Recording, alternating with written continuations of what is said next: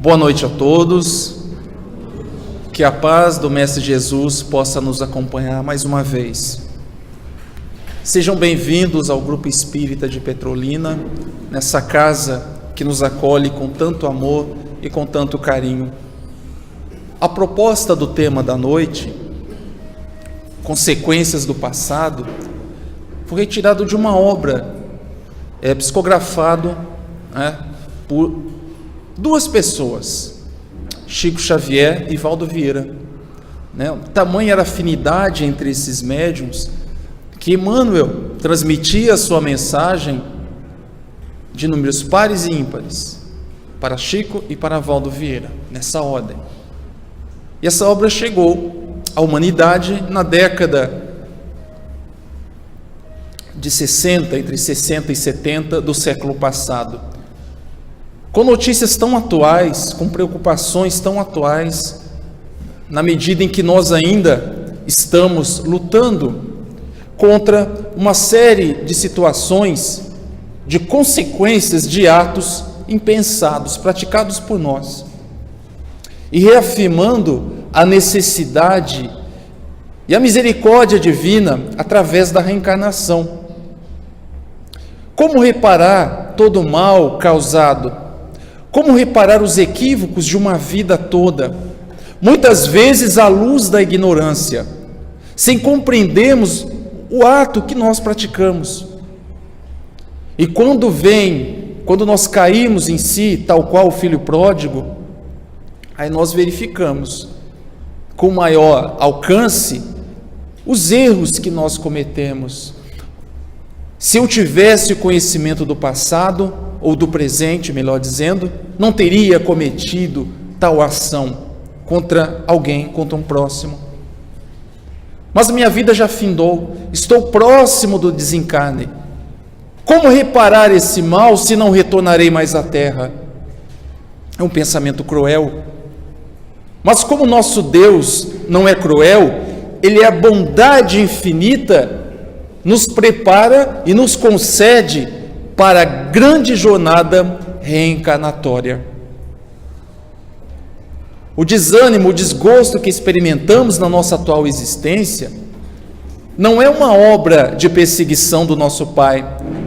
Ou quando avistamos alguém do nosso lado em situação de total felicidade e a imaginamos, esse recebeu a graça, esse foi abençoado e eu fui amaldiçoado? Que pai teria a capacidade de amaldiçoar um filho e privilegiar outro filho? Essa obra, com 20 questionamentos no capítulo Consequências do Passado, claro que nós não vamos analisar todas, mas as principais, nos traz respostas firmes, seguras, sobre o caminho a seguir. A maneira como nós nos colocaremos, ou devemos nos colocar diante das dificuldades, nos mais variados aspectos da vida humana. Emmanuel, um espírito altamente evoluído, que com um poder grande de síntese, nos coloca, nos traz a linha mestra a seguir. Tudo baseado no Evangelho de Jesus. Eu brincava com Magda, já foi nossa presidente aqui do Grupo Espírita de Petrolina, que as palestras no GESP aos domingos durarão apenas 3 minutos. Nós teremos que sintetizar tudo, não é? Porque o mundo vai evoluindo, não é? Os espíritos mais evoluídos, como nós, obviamente, seremos, tem uma compreensão rápida das coisas. Você não precisa ficar sendo analítico, esmiuçar, não é isso? Então teremos 5 minutos, tá, gente? Mas enquanto isso não acontece, pela deficiência desse expositor aqui, nós vamos alongar um pouquinho mais, tá bom? Então vamos lá, pessoal. Nessa obra, Consequências do Passado, nós vamos ter, na abertura do Evangelho segundo o Espiritismo, um capítulo chamado Bem-aventurados aflitos. É o capítulo mais bonito do Evangelho segundo o Espiritismo, sem dúvida nenhuma. Quando nós folheamos essa obra que forma o Pentateuco kardeciano, nós nos deparamos com esse capítulo 5, Bem-aventurados os aflitos. E lá nós encontramos respostas firmes, seguras sobre a nossa atual condição. Por que nós sofremos? Por que existe o sofrimento, a dor? E os Espíritos respondem a Kardec por várias mensagens que as causas das nossas aflições, das nossas dores, podem se situar no passado, já que nós acreditamos na reencarnação, por equívocos cometidos lá no passado, ou ainda, onde algumas pessoas dizem, olha, se eu estou sofrendo hoje, provavelmente alguma coisa eu fiz no passado. Não! As aflições também têm causas atuais, da nossa atual vida, da nossa atual existência, melhor dizendo. Equívocos que cometemos aqui, e que adquirimos débitos maiores ainda, que nos causam sofrimento, que nos causam dores. Então as causas estão no passado e no presente. De maneira que nós temos que ter a sensibilidade, a inteligência de entender e compreender isso. Nesse mesmo capítulo tem uma frase muito bonita e muito profunda. Diz que muitas vezes a tristeza é um ópio que nós trazemos, aplicamos à nossa consciência. Veja que frase interessante. Eu fiz aqui, obviamente, uma interpretação livre dessa frase que está no Evangelho segundo o Espiritismo. Por que a tristeza seria um ópio para a nossa consciência?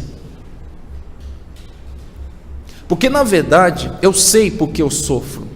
Eu sei porque estou na atual situação, mas eu uso um ópio, uma droga para anestesiar isso, para não ter que lembrar disso. Estou sofrendo, estou triste porque fui injustiçado. É isso? Então a gente usa esse ópio do esquecimento.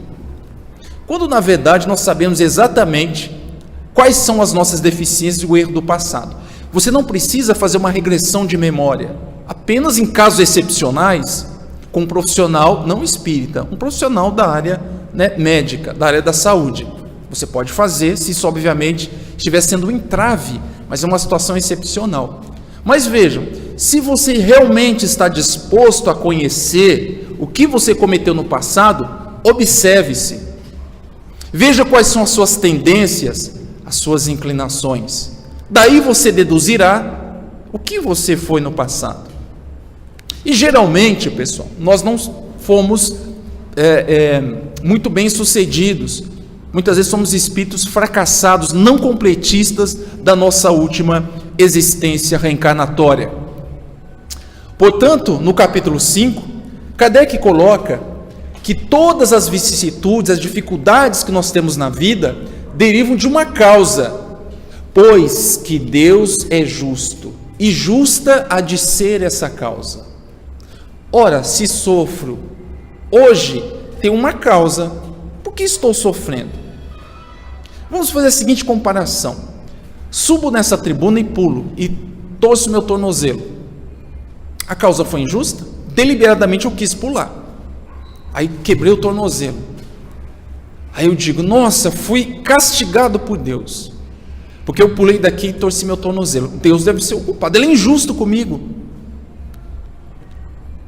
Veja, eu deliberadamente tomei essa decisão e, obviamente, as consequências, como diz o bom português, as consequências vieram depois, né? Pois bem, e aí? Torci o tornozelo. Eu fui responsável por isso. Devo atribuir essa causa, essa culpa a alguém? Seguindo, ele diz que isso, o de que cada um deve bem compenetrar-se. Por meio dos ensinos de Jesus, Deus pôs os homens na direção dessa causa, e hoje, julgando suficientemente maduros para compreendê-la, lhes revela completamente a aludida causa, por meio do Espiritismo, por meio da palavra dos Espíritos. Vejam, Jesus então veio, nos explicou de maneira muito simples que os nossos sofrimentos têm uma causa.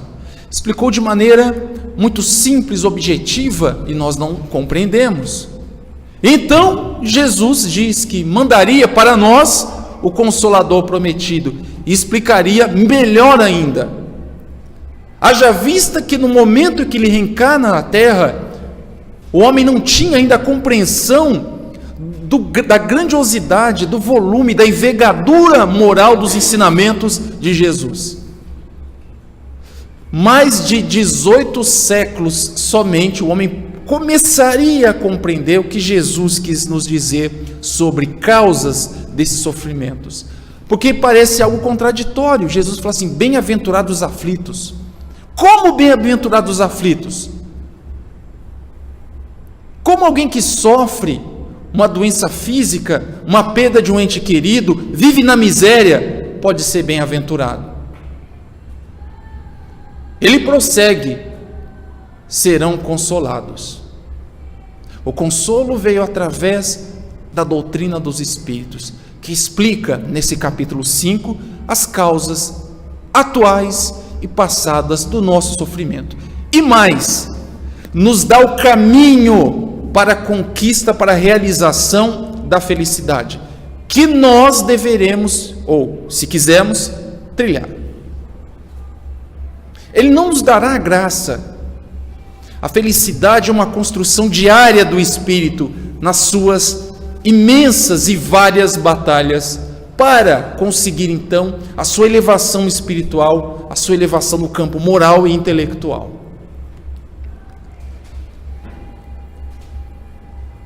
Como eu disse de proêmio na abertura, essa obra gira em torno basicamente desse capítulo 5 do Evangelho segundo o Espiritismo, que é o sofrimento. Bem-aventurados os aflitos, capítulo 5.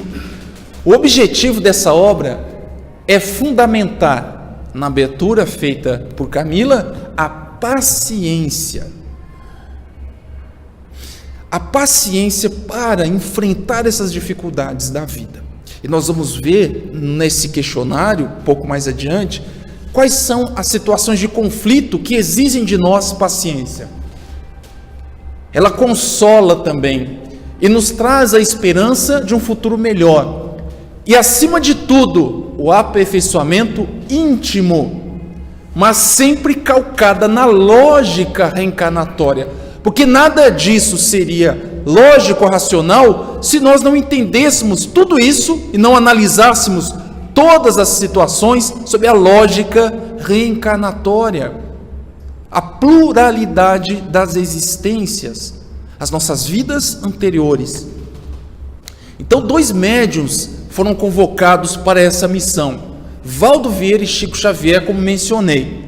E esse livro, pessoal, na década de 60, 1963, saiu o prefácio, foi concluído em 1962, tá? Já tem algum tempinho já essa obra, foi publicada pela FESP, ok?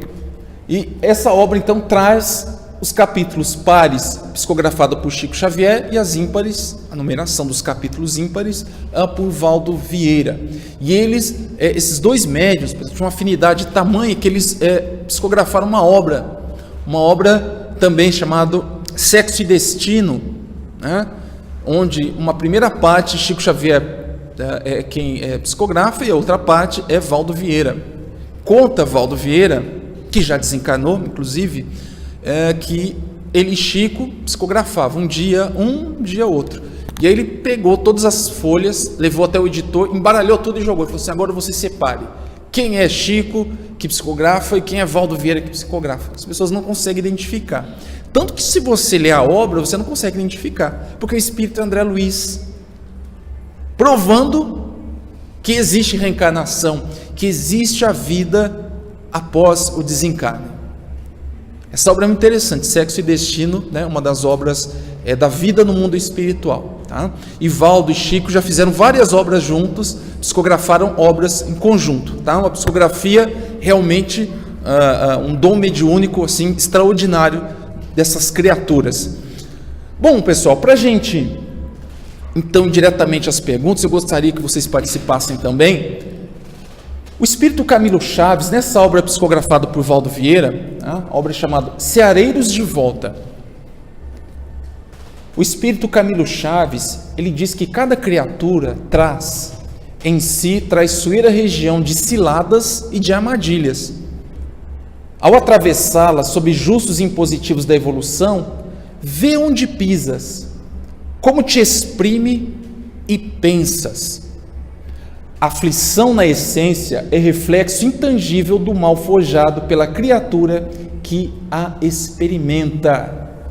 Vê onde pisas, como te exprimes e como pensas. Aí verá realmente qual é a necessidade na atual reencarnação de corrigendas. Eu posso ser assaltado por vários pensamentos, já que nós vivemos num mundo de vibração, de troca de energias, de pensamentos, de ideias que se plasmam no fluido cósmico universal.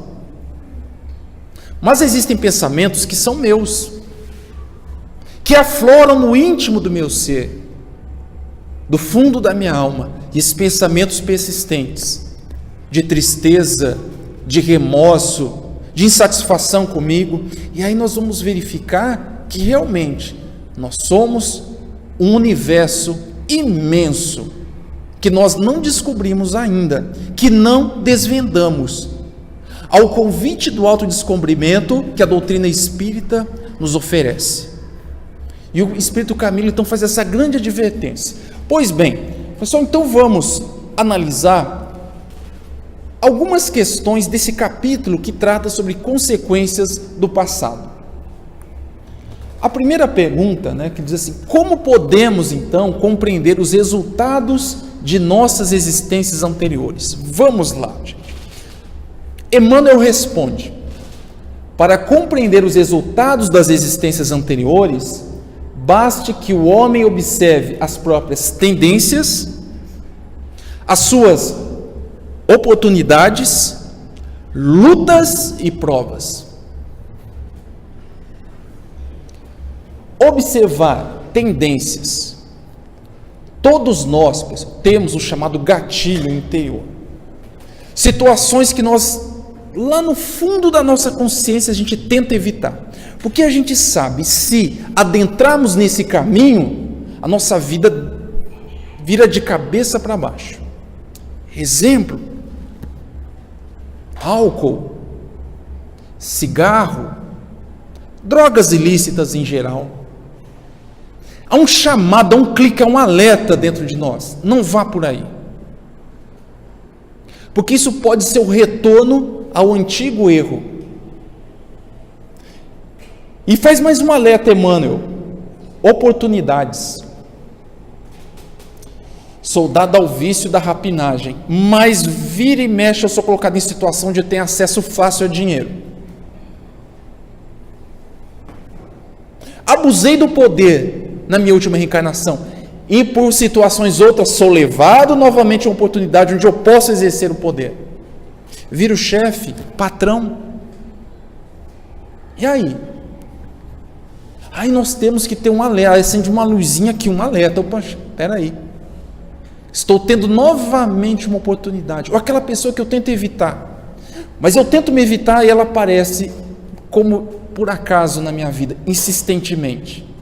Por mais que eu mude o meu roteiro, o meu caminho. Acendeu um alerta. Ali está na nossa frente alguém que nós temos que nos reajustar de alguma maneira. Por mais que eu desvencilhe disso.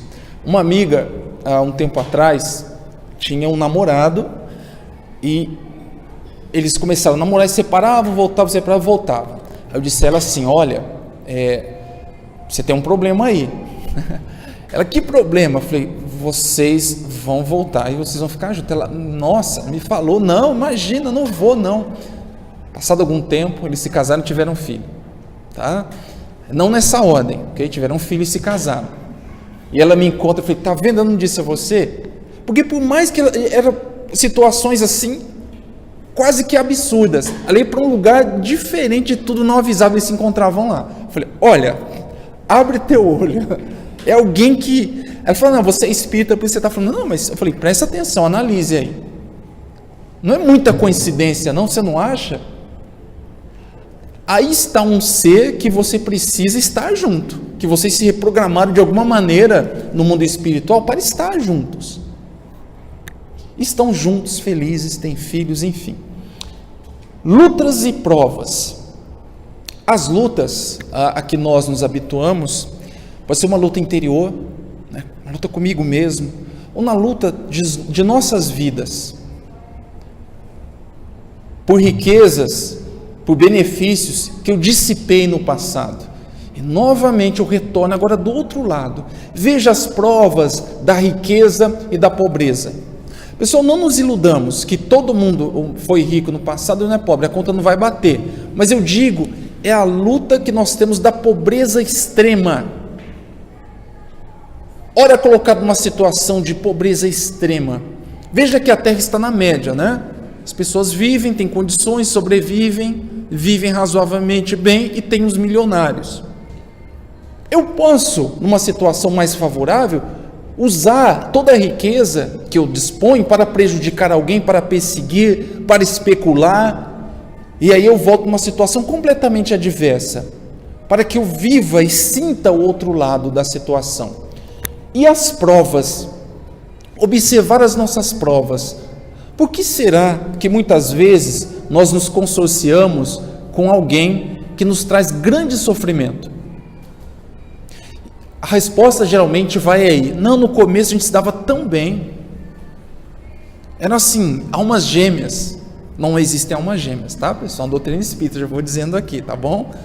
Almas gêmeas não, almas afins, que podem deixar de ser afins.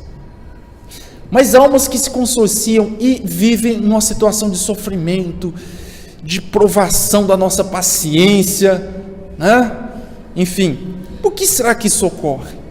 Muitas vezes no cadinho desse lar, nesse cadinho familiar, estão espíritos em resgate.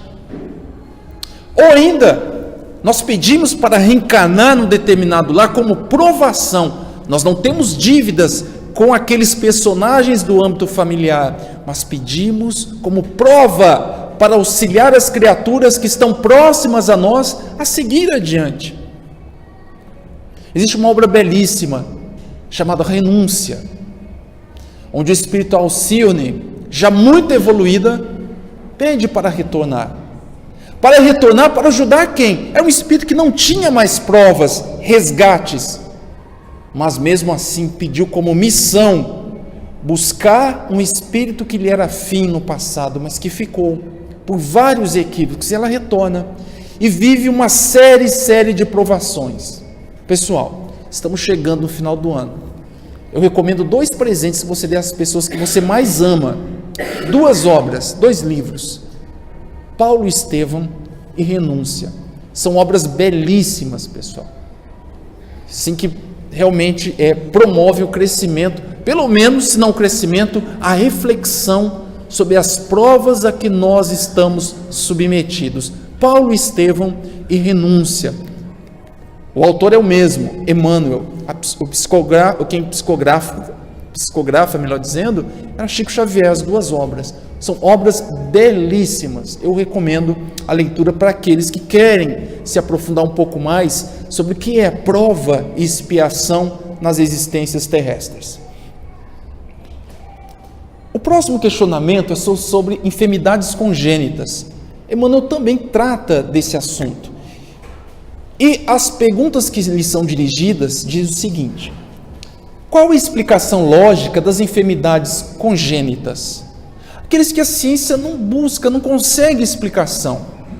A pessoa vem, traz essa enfermidade, sofre, aqueles que estão próximos a ele também, uma provação terrível, e desencarnam pouco tempo antes de completar a madurez, muitas vezes. Crianças que nascem com cânceres raros, e a gente vê estampado o sofrimento. O que uma pobre criança, um anjo, como a gente diz, fez para receber isso, esse sofrimento e essa dor? Considerando a reencarnação, Emmanuel diz: os grandes delitos operam na alma, estados indefiníveis de angústia e choque, daí nascendo a explicação lógica das enfermidades congênitas, às vezes inabordáveis a qualquer tratamento, doenças raras com pouca possibilidade de cura ou tratamento. Nós temos no mundo, de maneira geral, doenças genéticas que são incuráveis, não existe um tratamento. Mas muitos, no mundo em que nós vivemos de prova e expiação, são espíritos que delinquiram, mas delitos graves, que buscam o seu equilíbrio no processo reencarnatório. Vejam, por vezes espíritos se comprometeram através da participação em grandes atrocidades contra milhares de pessoas. Se comprometesse a sua reencarnação para resgatar cada vida que ele exterminou, ele ficaria por milênios e milênios. Mas a bondade divina é tão grande que lhe oferece como pagamento, como equilíbrio perante as leis de Deus, uma encarnação, uma doença na qual esse espírito refletirá e se colocará no lugar daquele que ele infligiu dor, sofrimento e angústia por pouco tempo. Daí essas doenças de pouco tratamento, de pouca probabilidade de cura, e todos aqueles que estão ao lado dele sofrem junto, e por vezes naquele ciclo familiar são aqueles que contribuíram para a derrocada desse espírito, eram seus auxiliares, aqueles que emularam no espírito dessa criatura a cometer um erro grave. Uma vez questionaram num fórum aqui em Petrolina, todas as pessoas que nascem com alguma deficiência são espíritos que vieram realmente para espiar? No mundo em que nós vivemos, grande parte, a maioria, nós vivemos num mundo de provas e expiações. Mas vejam, vamos analisar esse contexto. Ninguém é mandado sozinho, ou lhe é dado, como dizia, uma cruz maior ou mais pesada da que a podemos carregar. Deus nos permite reencarnar entre almas bondosas e caridosas, que vão amenizar essa dor. Quantos pais não se prostram ao lado do filho nesses tratamentos, vão até a justiça, a imprensa para buscar tratamento para o filho, viajam para o exterior, largam tudo, numa situação de doação a essa criatura sofredora. Os familiares se envolvem, a comunidade se envolve, despertando em cada um de nós a caridade. Vejam, nesse resgate, quantos benefícios nós aurimos. Mexe em nós, dentro de nós, a nossa sensibilidade. E aí, através de outras medidas, nós procuramos a melhoria para criaturas que estão na mesma situação. Vejam, pessoal, a bondade divina, a complexidade dos efeitos dessa ação de caridade. Pois bem, Emmanuel também trata de um tema que é muito sensível, um tema muito difícil de ser abordado, que é o suicida. Estamos falando de consequência no passado, o espírito que equivocadamente põe fim à sua vida física, obviamente as consequências ficarão marcadas no seu chamado corpo espiritual ou perispírito. O perispírito envolve o espírito. Ele é o chamado modelo organizador biológico do nosso corpo físico. Uma vez que nós tentamos contra a nossa estrutura orgânica, esse nosso corpo espiritual ficará impregnado desse desequilíbrio. Numa existência posterior, essa deformação, esse desequilíbrio vai se projetar no corpo físico.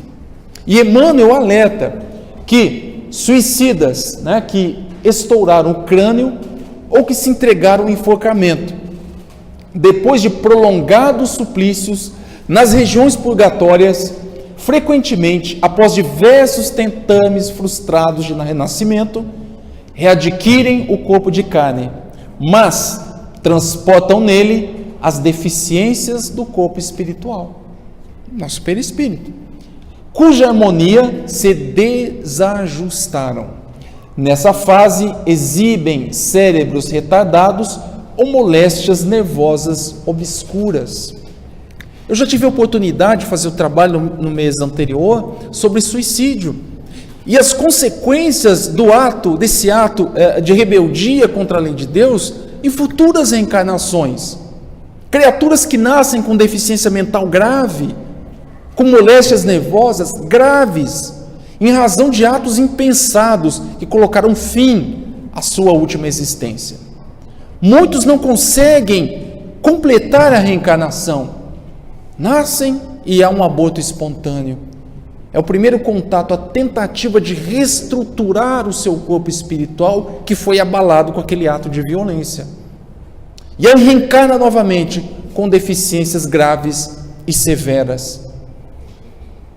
Portanto, a humanidade deve ficar alerta à questão do suicídio. Daí a campanha permanente que a FEB, a Federação Espírita Brasileira, mantém, de campanha permanente de defesa da vida, esclarecendo sobre um aspecto específico do suicídio. A obra Memórias de um Suicida, de Ivone do Amaral Pereira, bem esclarece isso. Uma obra com mais de 60 anos de publicado, sobre as consequências de espíritos que equivocadamente colocam fim à sua vida, entendendo que com a morte física os problemas se acabam. Só que ele se frustra, porque a vida ela continua. Os problemas também, agora mais agravados. E são criaturas que necessitam da nossa oração, não do nosso julgamento, mas da nossa oração. Porque muitos se veem acuados, sem apoio, fragilizados, não têm o conhecimento da vida espiritual. Muitos pela loucura, pelo tédio, ou até mesmo por situações deformantes de abandono, e colocam fim à sua vida. A doutrina espírita nos esclarece as consequências desses nossos companheiros que retornam agora à jornada reencarnatória com essas dificuldades. E aí faz a gente repensar muita coisa, né, gente? Sobre bullying, sobre piadas, sobre pessoas que estão em condições de deficiência física ou mental. Ali nós estamos diante do mais generoso ato da divindade, que é oportunizar a essa criatura o reequilíbrio perante as leis de Deus, através da reencarnação, daquele processo de aprisionamento do espírito, que cometeu um equívoco, que está ali para reparar o mal que ele cometeu contra si. E aqueles que estimularam o suicídio a alguém? Nós sabemos que todo ano surge uma nova onda que estimula os jovens ao suicídio, que hoje é a faixa onde mais se aumentou o número de suicídio, né? Pessoas que estimulam a outra a suicidar por jogos, ou mesmo por imposição moral, coação moral, por coação física, levam o outro ao suicídio. Quais são as consequências desses atos?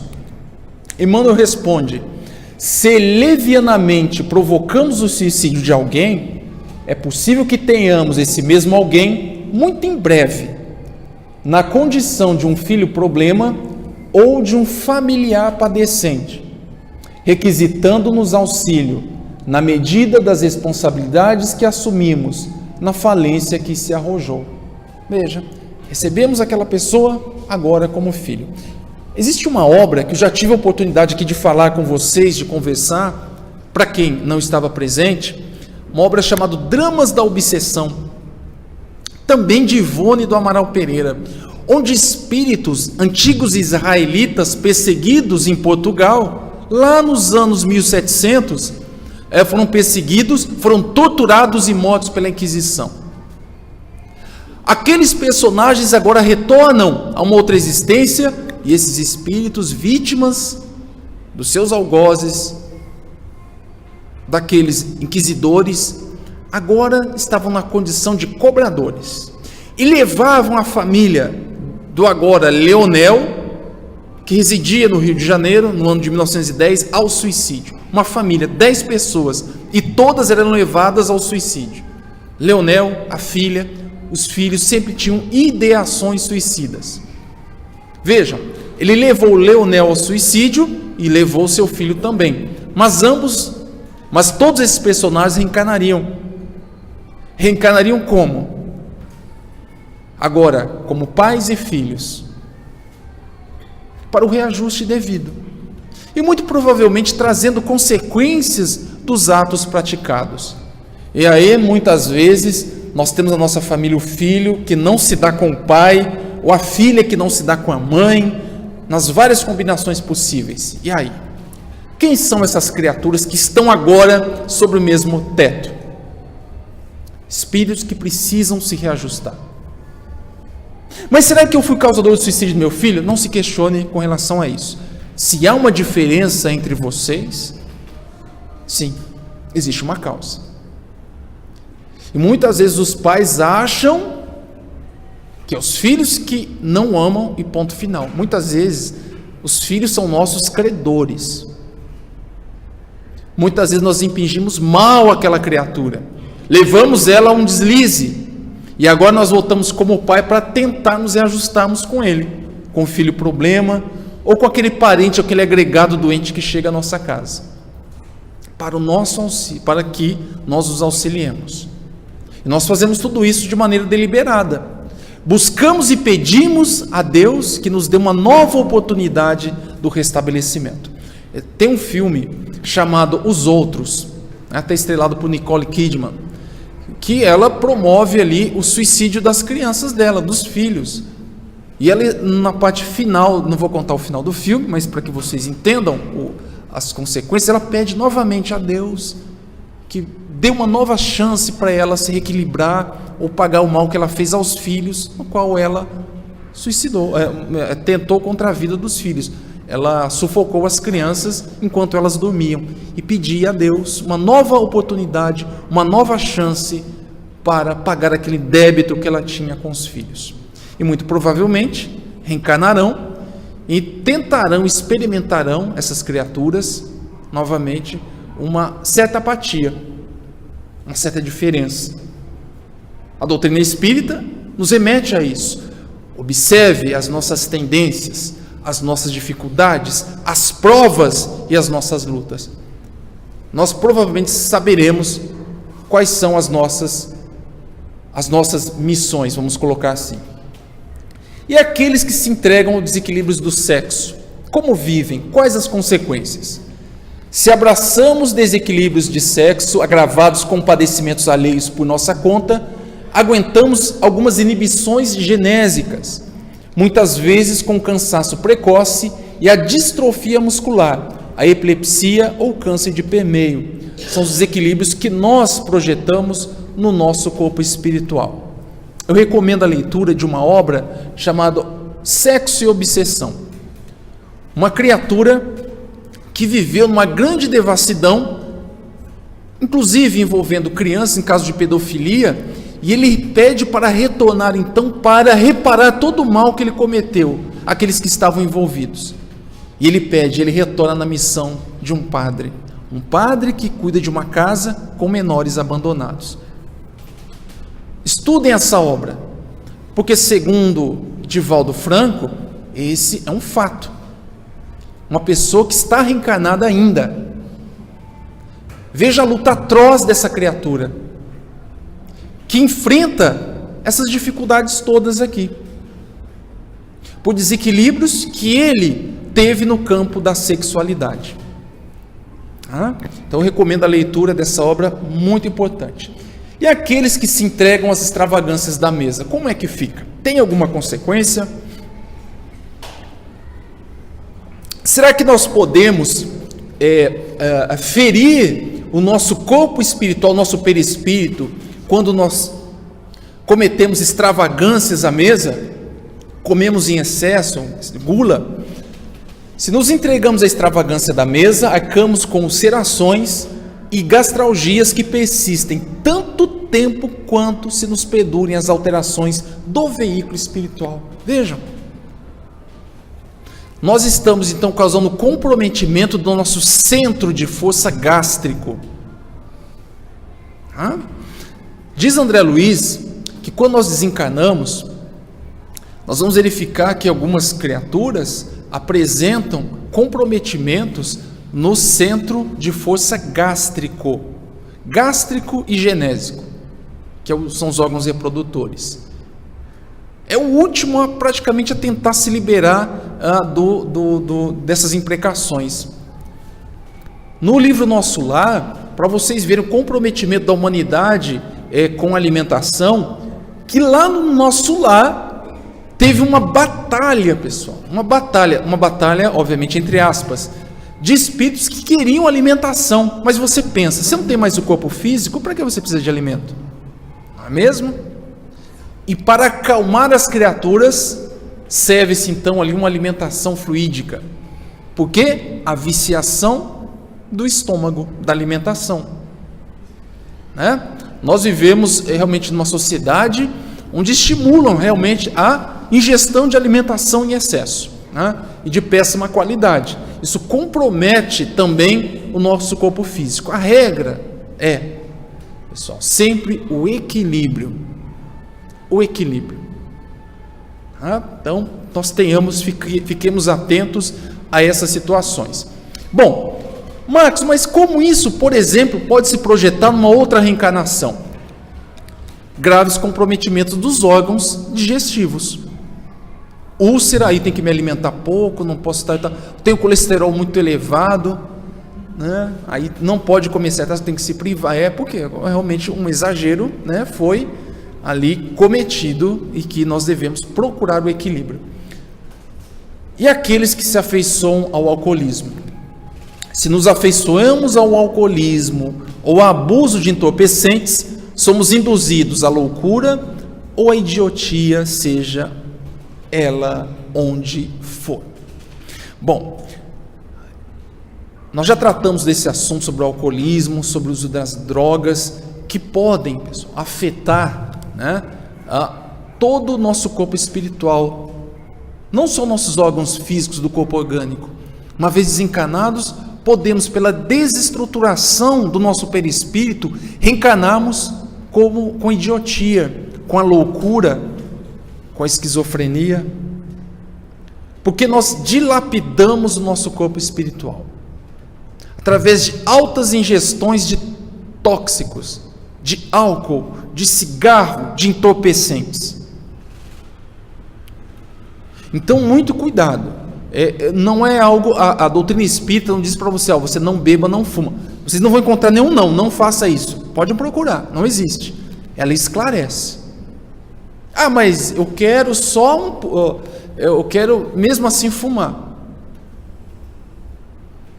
Quais as consequências disso? A doutrina espírita esclarece. Eu quero beber só final de semana, aí final de semana eu bebo. Quer beber? A doutrina espírita esclarece que você não está bebendo sozinho, viu? Deixar bem claro. Porque o nosso perispírito tem uma característica tem uma característica que é a absorção. Tá? Mas não é o teu perispírito não, são dos seus obsessores, viu? Que vão chegar próximo a você para sentir aquele prazer da bebida, porque no mundo espiritual não tem o álcool. Eles vão precisar retirar daquele vapor, aqueles fluidos sutis que você emite, eles vão precisar disso. E vão chegar próximo a você. Fuma, a mesma coisa. Entorpecentes, a mesma coisa. A tal ponto que você será subjugado a isso. Veja no livro Sexo e Destino, onde os espíritos ali incutem ideias na cabeça de um cidadão que nem beber ele quer, ele está lendo o jornal.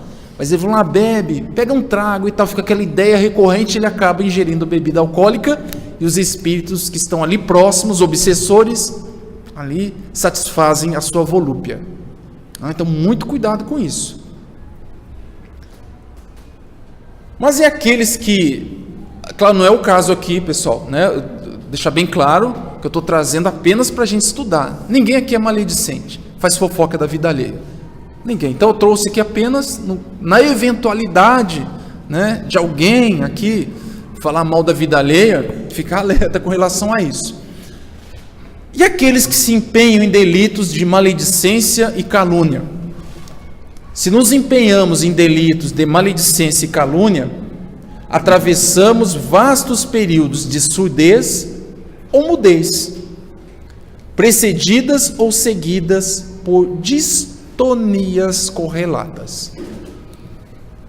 Mudo ou surdo, ou redução ou perda da audição, ou dificuldades na fala, porque eu utilizei mal o meu instrumento, que era para levar paz, né, harmonia, eu uso para a maledicência, para a calúnia, para a difamação. não levo o bom verbo, apenas estou utilizando isso para prejudicar alguém. Então isso é uma pena grave? Então isso é uma vingança de Deus? Deus está me punindo? Não, Ele está dizendo: olha, você não está usando bem esse instrumento, não use por um período para que você não se comprometa ainda mais. Como Jesus, naquela passagem da mulher adúltera, o que Jesus diz? Jesus condenou aquela mulher pela conduta dela. O que Ele fez? O que Jesus disse? Se essas pessoas que estão aqui não te condenaram, eu também não te condeno. E o que Ele diz no finalzinho, quando Ele está saindo? Vá e não tornes a pecar. É um alerta. Só que muitas vezes nós não ouvimos isso, e há um impedimento para que não haja o comprometimento maior da criatura, através da cessação de algumas funções, como a fala e como a audição. Mas vejam, os nossos erros apenas se mostram em doenças, em forma de doenças comuns, e Emmanuel diz: não é só doença, mas também de processos obsessivos, que é muito mais complexo, né? Ele diz: além disso, é preciso contar com as probabilidades da obsessão, porquanto cada vez que ofendemos aos que nos partilham a marcha, atraímos, em prejuízo próprio, as vibrações de revolta ou desespero daqueles que se categorizaram por vítimas de nossas ações impensadas. Eu citei há pouco o caso daquela família israelita que foi morta por inquisidores, que depois buscam a sua vingança num processo de obsessão simples, coletiva, contra a família de Leonel.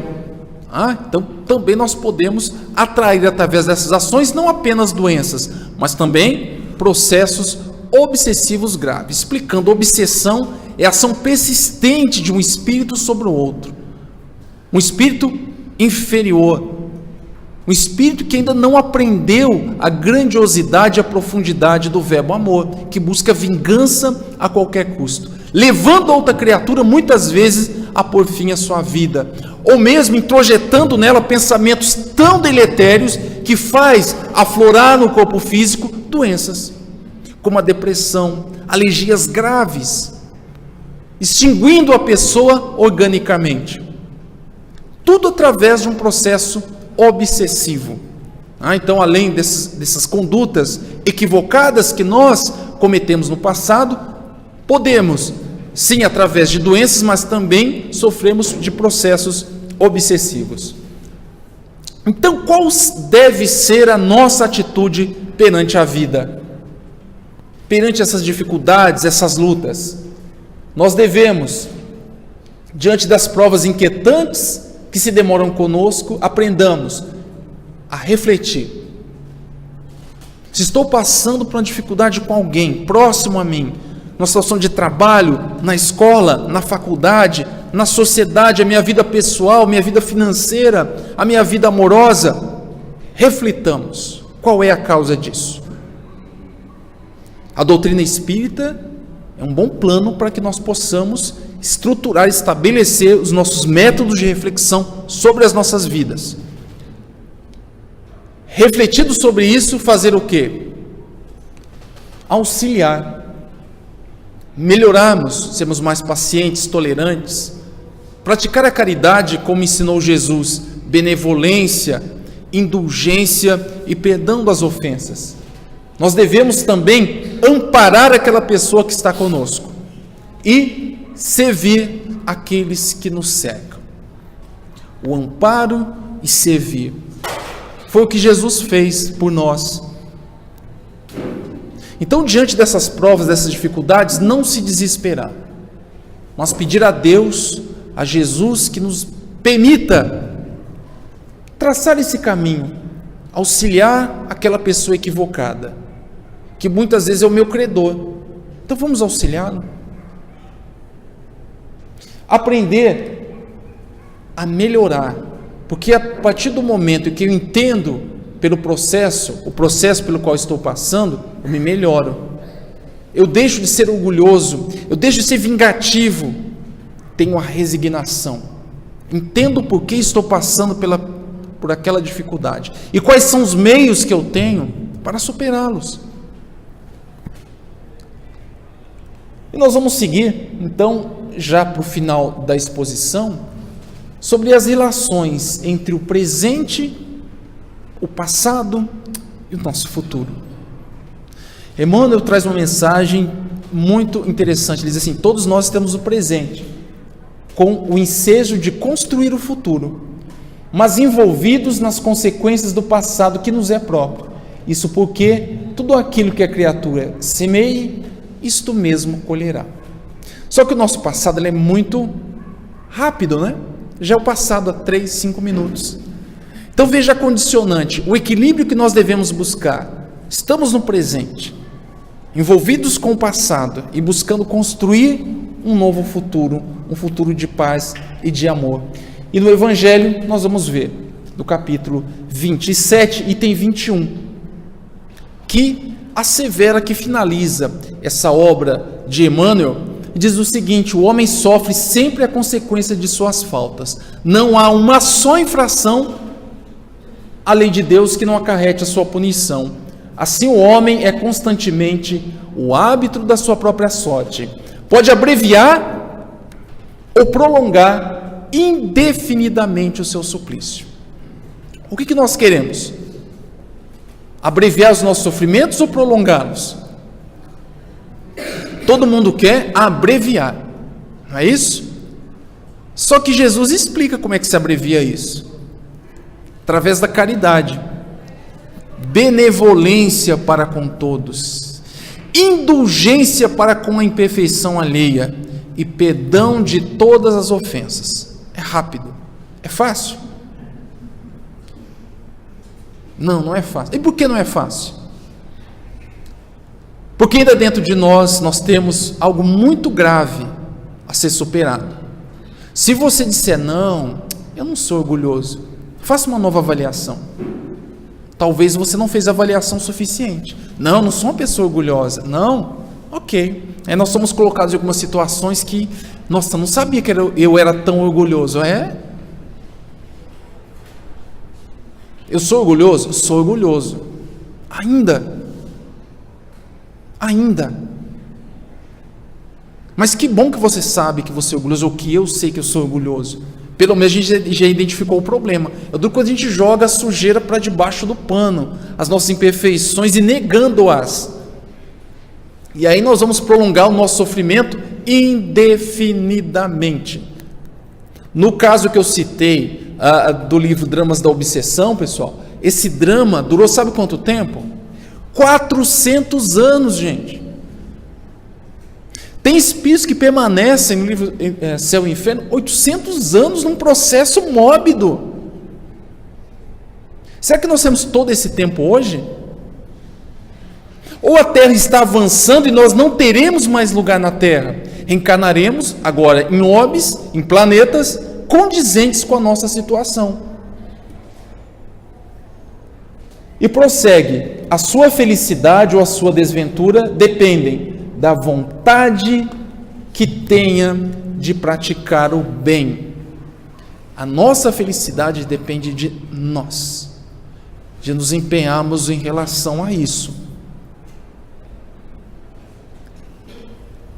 Não é tarefa fácil, eu bem sei, todos nós sabemos, não estou falando aqui nenhuma novidade, mas que busquemos conhecer o nosso passado através das nossas tendências, as nossas inclinações presentes. Jamais deixemos a tristeza tomar conta de nós. Não busquemos esse ópio para as nossas consciências. A minha felicidade ou a minha infelicidade depende de mim, das minhas ações, das minhas opções. Se eu errei, eu errei. Qual oportunidade que eu tenho para reparar, para refazer o mal, reparar o mal praticado? É isso que nós devemos buscar. Não nos prendamos ao passado, aos equívocos do passado. O passado está lá, é uma condicionante, é um limitante das nossas ações atuais. Peçamos ao Mestre Jesus que jamais deixe repousar em nossos corações e mentes a dor, o rancor, a mágoa. Jamais nos revoltemos contra Deus, pois somos espíritos que erramos muito, que temos uma dívida grande a expiar, a pagar. Mas Deus, mostrando a sua bondade infinita, nos oferece apenas um pequeno campo de resgate, um pequeno período, um sopro de vida que é a nossa atual reencarnação, para buscarmos o reequilíbrio. E não nos deixa sozinho. Envia os seus emissários, enviam o nosso filho rebelde, para nos lembrarmos disso, que não devemos abandonar a luta da reconstrução íntima. Nos manda o marido perseguidor, a esposa cruel, o patrão opressor, o governo descompromissado, para que nós jamais esqueçamos da nossa luta. Não estamos aqui passeando, estamos a todo instante buscando a luta de renovação, tirando de nós o homem velho, buscando no nosso irmão, olhando nos seus olhos, para que nós possamos agora, sem mágoa, sem remorso, chamá-los de irmão e companheiro de luta. Pedimos ao Mestre Jesus, governador espiritual da terra, que amenize as mentes humanas inquietas, que projetam na nossa atmosfera dor, frieza, doença. Que a mente do homem e de toda mulher possa ser do amor e da caridade. Não estou aqui lançando quimeras, é o que Jesus espera de nós. Ele nos mostrou que é, sim, possível na terra exercitar a caridade na sua inteireza. Eu agradeço a atenção de todos, as vibrações calorosas, que senti aqui, a atenção. Vocês me desculpem extrapolar um pouquinho do horário, mas era o que precisava ser dito. Que nós possamos, através do benfeitor Emmanuel, refletirmos sobre a nossa vida, sobre Joana de Ângeles, que nos convida à reforma íntima também através do autodescobrimento. Nos perdoemos todos os dias, não se esqueçam disso, todos os dias, mas nos levantemos também com ímpeto, com a vontade de mudar e de melhorar, e que o Mestre Jesus nos envolva nessa noite, assim como faz desde sempre. Que assim seja.